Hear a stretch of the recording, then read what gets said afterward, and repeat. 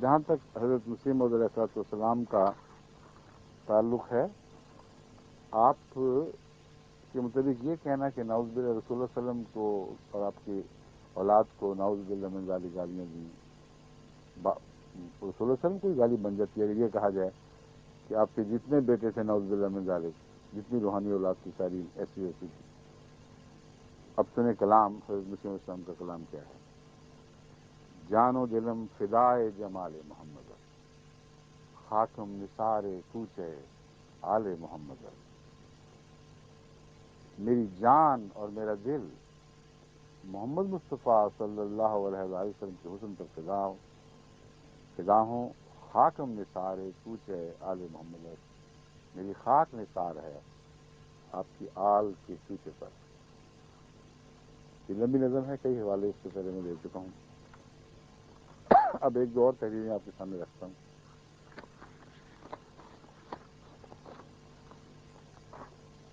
حضرت صلی اللہ علیہ وسلم کی جماعت میں اپنے رسول مقبول کی راہ میں ایسا اتحاد اور ایسی روحانی یگانگت پیدا کر لی۔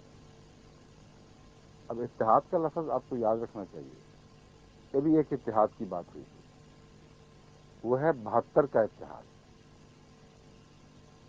اور ایک اتحاد وہ ہے جو محمد رسول اللہ صلی اللہ علیہ وسلم کے غلاموں نے آپ کی زندگی میں، آپ کی تربیت میں پیدا کیا تھا۔ ان دونوں میں کتنا فرق ہے۔ یگانگت پیدا کر لی تھی کہ اسلامی اخوت کی روح سے سچ مچ عضو واحد کی طرح ہو گئی، ایک جان ایک چیز تھی، کوئی 1 2 3 4 72 نہیں تھے، ایک ہو چکے تھے سر، اور ان کے روزانہ برتاؤ اور زندگی اور ظاہر اور باطن میں انوار نبوت ایسے رچ گئے تھے کہ گویا وہ سب حضرت صلی اللہ علیہ وسلم کی اچھی تصویریں تھے۔ فتح اسلام صفحہ 35، روحانی خزائن جلد 3 صفحہ روحانی خزائن کا صفحہ 21، شائع شدہ نظار کے ساتھ رقبہ۔ اب آپ دیکھیں کہ کتنی پیاری باتیں حضرت مسیح موعود علیہ السلام نے صحابہ کے متعلق فرمائی ہیں۔ وہ آپ کے متعلق ایک بزرگ مجدد کا کلام جو آنے والا مہدی اور مسیح محمد رسول اللہ کی اچھی تصویر ہوگا، اس کو یاد رکھیں، اور حضرت مسیح علیہ السلام کا صحابہ کے متعلق یہ کلام پڑھیں کہ انوار نبوت ان میں ایسے رچ گئے تھے کہ گویا وہ سب حضرت صلی اللہ علیہ وسلم کی اچھی تصویریں تھے۔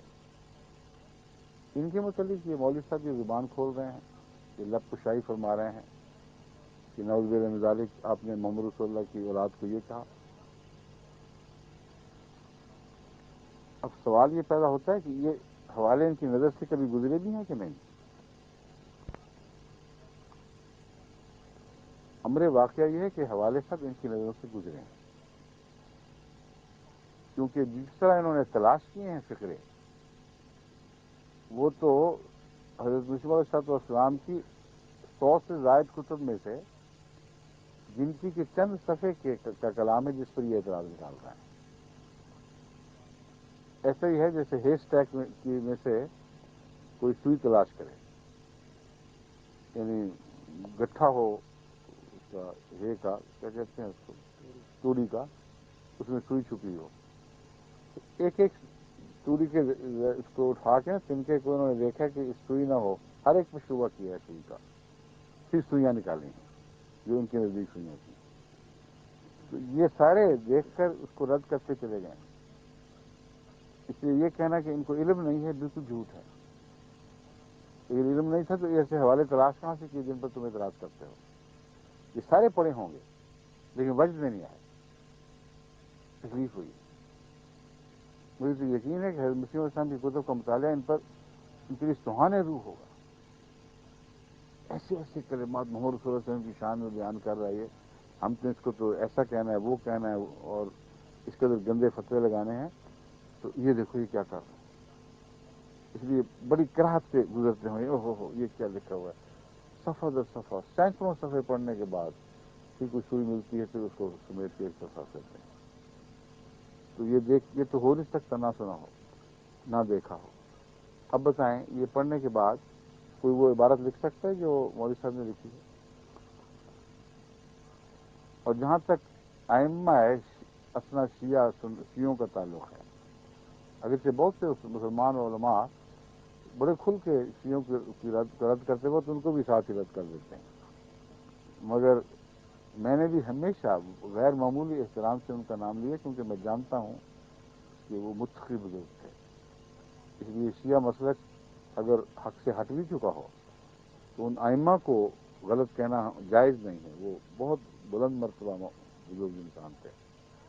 حضرت مسیح علیہ السلام نے ان کا ذکر کرتے ہوئے ان الفاظ میں فرمایا، ائمہ اثنا عشرہ نہایت درجہ کے مقدس اور راست باز اور ان لوگوں میں سے تھے جن پر کشف صحیح کے دروازے کھولے جاتے ہیں۔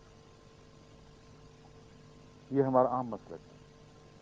ہوتا یہ ہے کہ جب مناظرہ ہو رہا ہے کسی شیعہ سے یا کسی عیسائی سے، وہ مناظرے کی تلخی جب دوسری طرف سے بڑھتی ہے تو جواباً ادھر سے بھی کچھ تلخی پیدا ہو جاتی ہے، اور وہ کلام تھوڑا سا جوش کا حامل ہو جاتا ہے، لیکن عام مزاج کا نمائندہ نہیں ہوا کرتا۔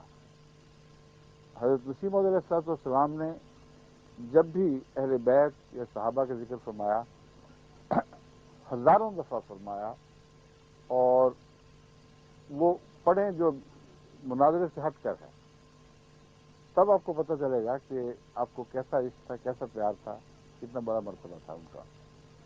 لیکن جہاں کسی سے مناظرہ ہو رہا ہے وہاں وہ شوخیاں دکھا رہا ہے، تیزیاں کر رہا ہے، اس کے جواب میں بعض دفعہ کسی کلمے میں تلخی محسوس ہوتی ہے، مگر وہ اس مناظرے کا رد عمل ہے۔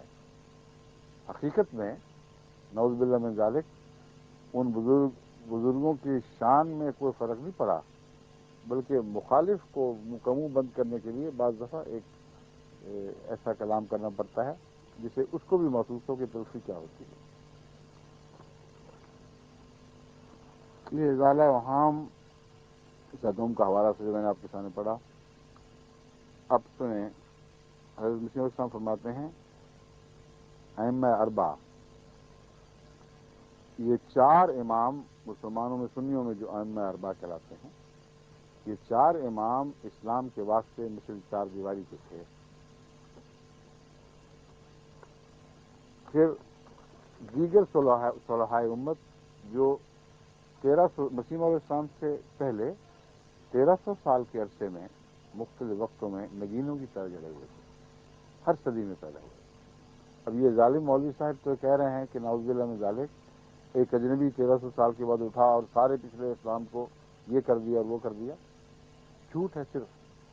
حضرت مسیح علیہ السلام خود کیا فرماتے ہیں، یہ سنیے، ہمارے سید و مولا حضرت صلی اللہ علیہ وآلہ وسلم کے زمانے سے آج تک ہر ایک صدی میں ایسے باخدا لوگ ہوتے رہے جن کے ذریعے سے اللہ تعالیٰ غیر قوموں کو آسمانی نشان دکھلا کر ان کو ہدایت دیتا رہا، جیسا کہ سید عبد القادر جیلانی اور ابو الحسن خرقانی اور ابو یزید بستامی اور جنید بغدادی اور محی الدین ابن عربی اور ذوالنون مصری اور معین الدین چشتی اجمیری اور قطب الدین بختیار کاکی، میں بھی گیا تھا ان کے مزار پہ دعا کرنے، تم تھے ساتھ؟ آپ بھی تھے وہاں، اور فرید الدین پاک پٹنی اور نظام الدین دہلوی اور شاہ ولی اللہ دہلوی اور شیخ احمد سرہندی رضی اللہ عنہم ورضوا عنہ اسلام میں گزرے ہیں، اور ان لوگوں کا ہزارہا تک عدد پہنچا ہے۔ یہ چند نام گنوا رہے ہیں، صرف فرماتے ہیں ان کا عدد ہزارہا تک پہنچا ہوا ہے۔ بہت سے نام ہیں جو مخفی ہیں، صرف اللہ کے علم میں ہیں اور ہماری ان تک رسائی نہیں۔ اور اس قدر ان لوگوں کے خوارق علماء اور فضلاء کی کتابوں میں منقول ہے، مختلف وقتوں کے علماء کی کتابوں میں اپنے زمانے میں اگر تلاش کیے جائے تو مل جائے گا کہ ایک متعصب کو باوجود سخت تعصب کے آخر ماننا پڑتا ہے کہ یہ لوگ صاحب خوارق و کرامات تھے، صاحب خوارق کہتے ہیں کہ عام قانون سے ہٹ کر کسی قانون کا کسی کے حق میں جاری ہونا جو عام طور پر نہ ہوتا ہو. مثلا عام طور پر لوگ خواب میں دیکھتے ہیں کہ یہ فلاں دن یہ ہو جائے گا، فلاں دن یہ ہو جائے گا، ہوتا کچھ بھی نہیں. لیکن ایک ایسا آدمی جس کو وہم و گمان بھی نہ ہو اس چیز کے متعلق جو وہ خواب میں دیکھتا ہے، اس کا کبھی سوچا بھی نہ ہو، وہ دیکھتا ہے اور فلاں دن یہ ہونے والا بیان ہی اسی طرح ہو جاتا ہے. اس کو کہتے ہیں خارق عادت، عام روزمرہ کے دستور سے ہٹ کر بات. تو حضرت مسیح علیہ السلام کے کلام میں خوارق کا لفظ بہت ملتا ہے. تو احمدی جو مطالعہ کرتے ہیں ان کو میں سمجھا رہا ہوں کہ خوارق کا یہ معنی ہوتا ہے جو روزمرہ کی عام دستور سے ہٹ کر ہو. کہتے ہیں کسی غیر متصف کو یہ ماننا پڑے گا کہ یہ لوگ صاحب خوارق اور کرامات تھے. کرامات کا لفظ تو سب جانتے ہیں. جس قدر اسلام میں، اسلام کی تائید میں اور اسلام کی تائیدیں ہیں کہ میں ہے، جس قدر اسلام میں، اسلام کی تائید میں اور حضرت صلی اللہ علیہ وسلم کی سچائی کی گواہی میں آسمانی نشان بذریعہ اس امت کے اولیاء کے ظاہر ہوئے اور ہو رہے ہیں، ان کی نظیر دوسرے مذاہب میں ہرگز نہیں. کتاب البریہ صفحہ 73-74. پھر فرمایا درمیانی زمانے کے صلحائے امت محمدیہ بھی باوجود طوفان بدعت کے ایک دریائے عظیم کی طرح ہے. کہ وہ بیچ کا زمانہ جس میں تاریکی پھیل گئی تھی، کہتے ہیں وہ زمانہ بھی آسمانی پانی سے خالی نہیں رہا اسلام کے لیے، جبکہ ہر طرف ایک قسم کا روحانیت کا فقدان ہو چکا تھا اور روحانی پانی مانگے نہیں ملتا تھا. فرماتے ہیں اس زمانے میں امت کے ایسے صلحاء تھے جو روحانیت کا دریا بن کے بہ رہے تھے اور جو بھی ان تک پہنچتا تھا وہ سیراب ہوتا تھا. صفحہ گولڈیا صفحہ 81-12. تو یہ ہے حضرت مسیح علیہ السلام کا اصل مسلک. اور اب آپ دیکھ لیجئے کہ یوسف لدھیانی صاحب اور ان کے مزاج کے لوگوں کا کیا حال ہے.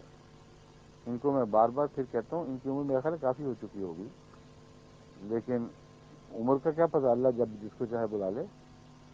آپ نے مرنا ہے، خدا کے ضرور حاضر ہونا ہے. یہ باتیں یاد رکھیں.